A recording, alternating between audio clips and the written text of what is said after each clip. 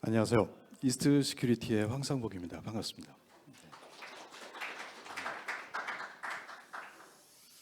오늘 주제는 지금 요즘 많이 사용하고 있는 AI, 트랜스포메이션 이런 환경에서 제로 트러스트가 해야 될 역할, 그리고 이제 AI로 이제 활발하게 산업계가 움직이고 있는데 그런 가운데 이미 고객들이 쓰고 있는 통합보안에서의 패러다임의 변화, 이런 부분들을 같이 한번 짚어보고 싶습니다. 편하게 들어주시면 감사하겠습니다. 앞서 저희 하 팀장님께서 말씀을 한번 주셨지만 올해 참 이슈가 참 많았던 것 같아요. 그렇지만 저희는 이제 정보보안 업계에 있으면서 이번 이슈를 어떻게 보면 레슨 앤 런으로 좀 생각을 하고 있습니다. 요즘 AI 시대 AX로 전환되는 과정에서 저도 한번 GPT에 한번 물어봤습니다. 최근에 이슈들이 많이 나왔었는데요. 이런 부분들은 사실 요즘 거의 공공연한 이제 팩트로서 많이 알려지게 되었죠. 다양한 해킹에 대한 원인들과 취약점에 대해서는 저희 이스트 시큐리티가 항상 트래킹을 하면서 그 원인 그리고 데이터에 대한 부분들은 분석을 해서 저희 제품인 알약 체계에도 반영을 하고 있는데요. 사실 보시면은 정보보안 분야에서 많은 보안 전문가들이 참고를 하고 있는 보고서이죠. 프랙 보고서라는 부분에서도 밝혀졌듯이 저희가 사실 이 해킹 이슈에 대해서 주목하기보다는 여기서 쓰였던 공격 그룹의 그 바이너리 코드라든지 C2에 대한 증적 자료, 그다음에 유출되는 소스 코드에 대해서 유의할 점, 이런 부분들이 대한민국 산업 전반에 앞으로 어떤 2차, 3차 피해가 나올지를 예상을 하는 게, 예측을 하는 게 저희 이스트 시큐리티의 역할이어서요. 이런 부분들은 사실 큰 이슈라기보다는 저희가 대응을 해야 되는 하나의 방안으로 생각을 좀 많이 해봤습니다. 아울러서 대한민국 정부는 이런 가이드라인뿐만 아니라 종합적인 범부처 대책을 내놓게 되는데요. 잘 아시는 바와 같이 작년도에는 이제 제로 트러스트 가이드라인 2.0과 올해죠, 국가망 보안 체계에 대한 가이드라인, 그리고 최근에 범부처 정보보호 종합 대책이 발표가 됐는데요. 이제 공통점은 그런 것 같습니다. 이 국가 인프라 또는 국가 차원에서의 정보보안 체계 그리고 사이버 안보를 더욱더 굳건히 하기 위한 인프라죠. 이제 공공이나 통신, 그 IT 인프라 쪽에 저변에 어떻게 how to에 대한 부분을 좀 상세한 가이드라인과 함께 안내를 한 것 같습니다. 잘 아시겠지만 미국은 이미 바이든 정부 때 행정명령을 통해서 21년 초부터 진행을 하고 있었어요. 이런 부분들은 미국 연방정부뿐만 아니라 통신망 그리고 국가 중요 인프라까지 사이버 거버넌스 전반에 이르기까지 제로 트러스트는 이미 제품에 적용이 되고 큰 거버넌스 안에서 정보보안 체계가 고도화될 수 있는 하나의 기반을 마련했는데요. 그런 관점에서 사실 오늘 이 자리에서 주목하실 부분들은 이런 정부의 시책 이런 것들 다 중요합니다만 키워드를 좀 봐주셨으면 좋겠어요. 제로 트러스트 같은 경우에는 철학입니다. 이런 사상과 철학이 어떻게 기업의 현업에서 IT와 이 보안을 아우르는 이 현업에서 적용이 될 수 있는지를 한번 봐주시는 게 좋을 것 같고요. 그래서 이미 키사가 발표한 2.0 가이드라인 같은 경우에는 상당히 구체적으로 안내가 되어 있습니다. 각 롤 정의뿐만 아니라 담당자가 어떻게 적용을 하고 성숙도를 진행해야 되는지 명확하게 가이드라인을 제시하고 있어서 이 산업계 쪽에서는 많은 참고가 좀 되고 있는데요. 제로 트러스트 그러면 사실 유튜브를 찾아보시면 많은 정보들이 나오고 있습니다만 핵심만 말씀드리면 정보 정책 지점으로 나오는 PIP 그리고 결정 지점 PDP, 그다음에 인타이틀먼트죠. 정보 정책 시행 지점, 이 세 가지에 대한 정책 지점을 도메인으로 구성을 하게 됩니다.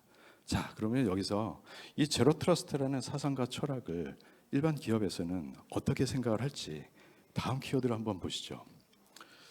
사실 제로 트러스트 그러면 제가 판단하기에는 가장 중요한 게 SPA입니다. 그러니까 싱글 패킷 어우덴티케이션, 하나의 패킷으로 인증을 할 수 있는 기술인데요. 이 요소가 산업계에서는 먼저 기술화되는 것이 SDP라는 부분입니다.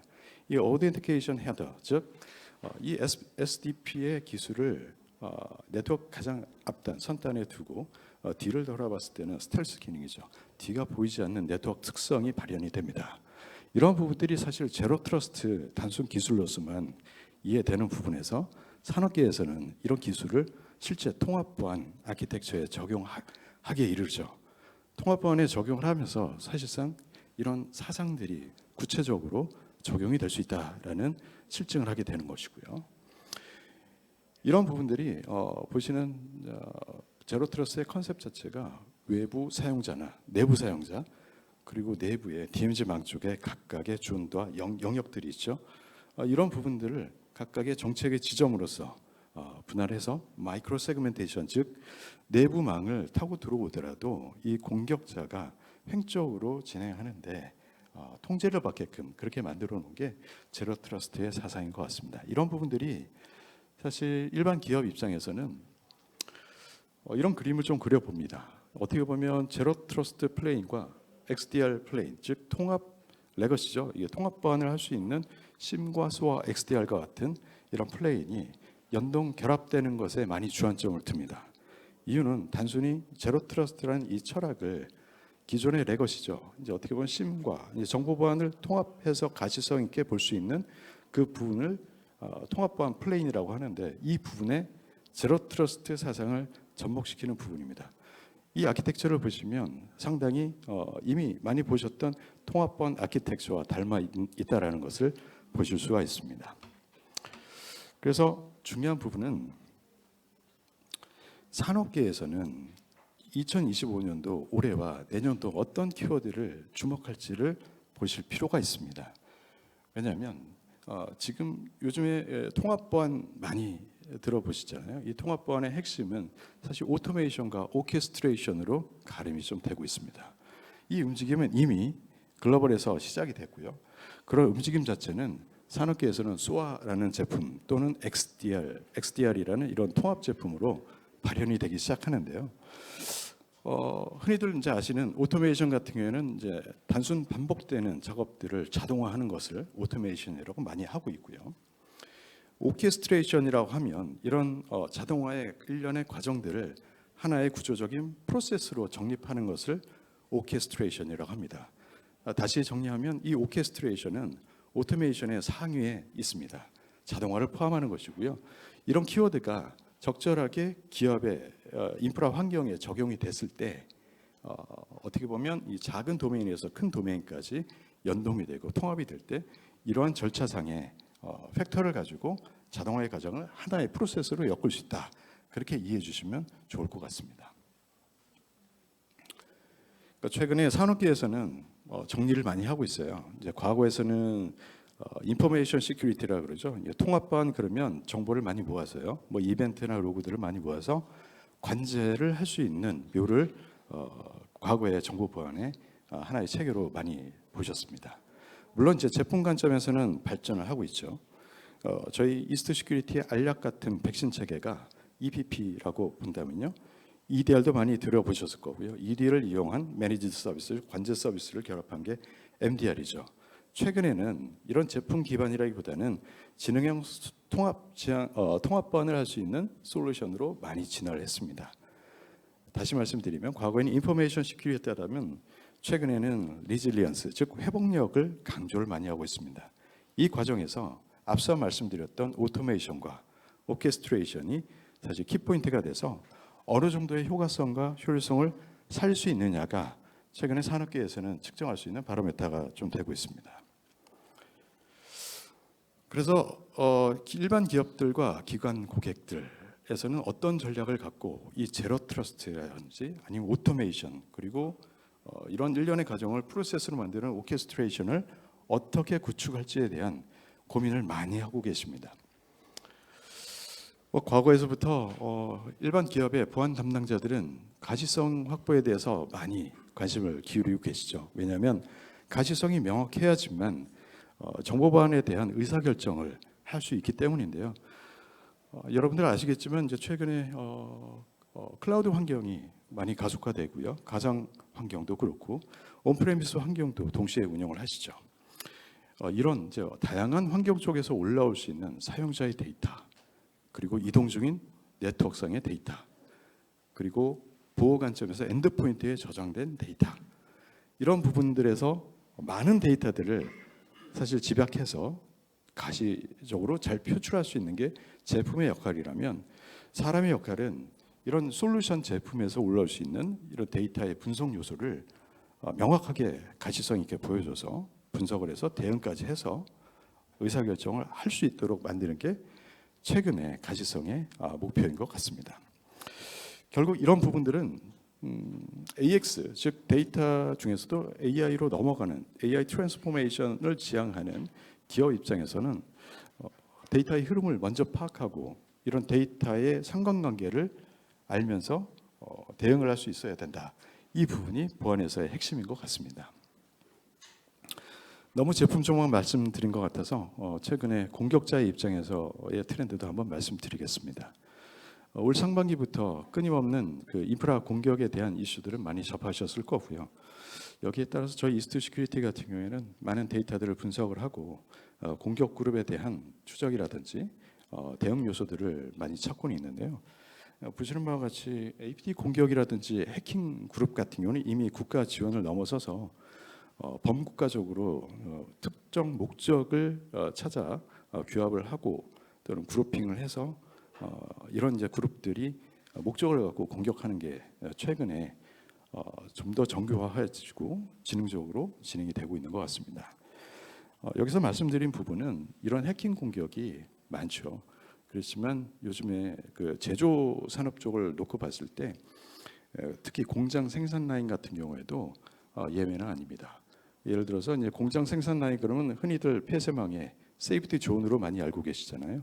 이런 OT의 네트워크에서 인트라넷 같이 내부 IT 네트워크망을 건드렸었을 때 특정 공격 그룹 같은 경우에는 역공격, 즉 C2로부터 역공격을 통해서 공격을 진행하기도 하는데요. 이런 부분들이 최근에는 해커들도 이런 자동화된 기법과 좀 더 프로세스를 정교화해서 공격에 대한 진보가 이루어졌다. 저희는 그렇게 좀 보고 있습니다.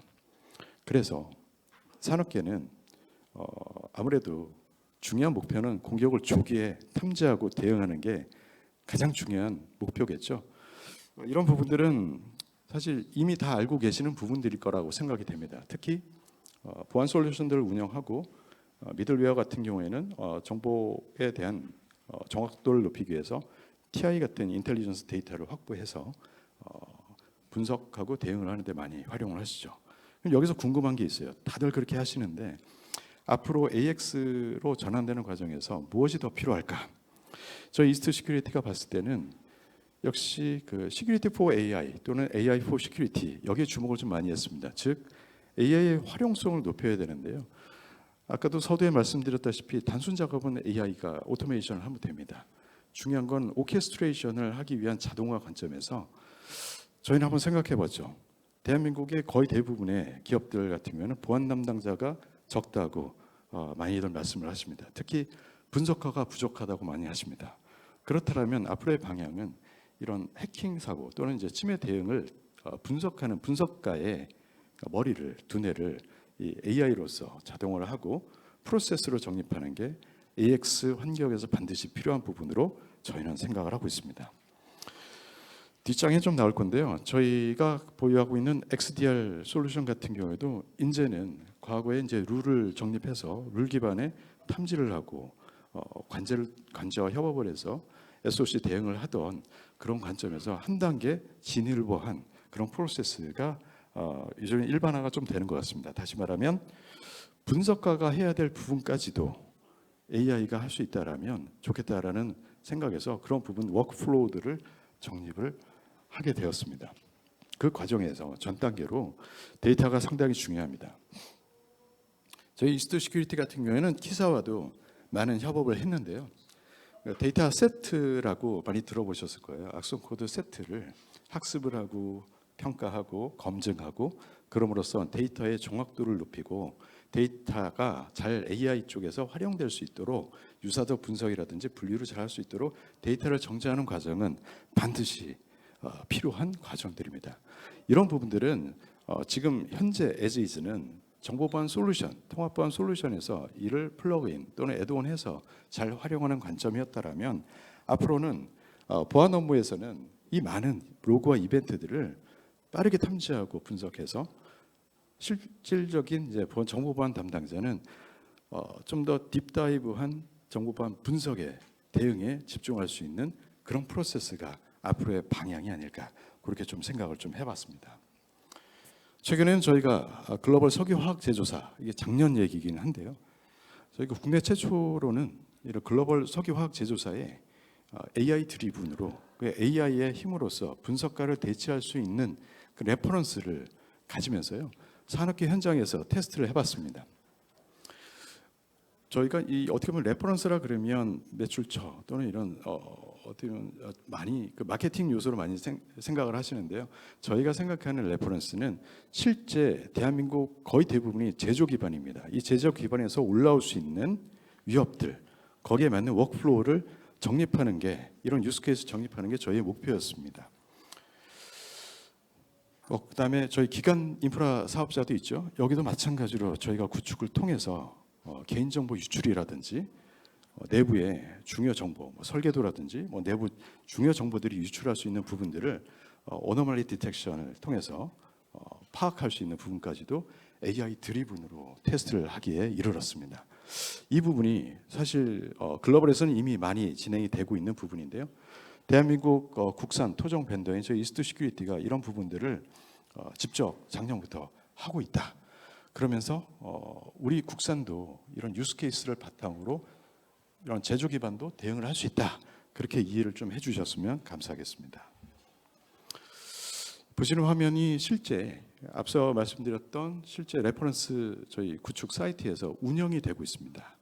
과거에는 EDR을 통해서 매니지 서비스를 했다라면 지금은 EDR을 이미 포함한 XDR이 매니지 서비스를 하기에 이르렀다고 생각합니다.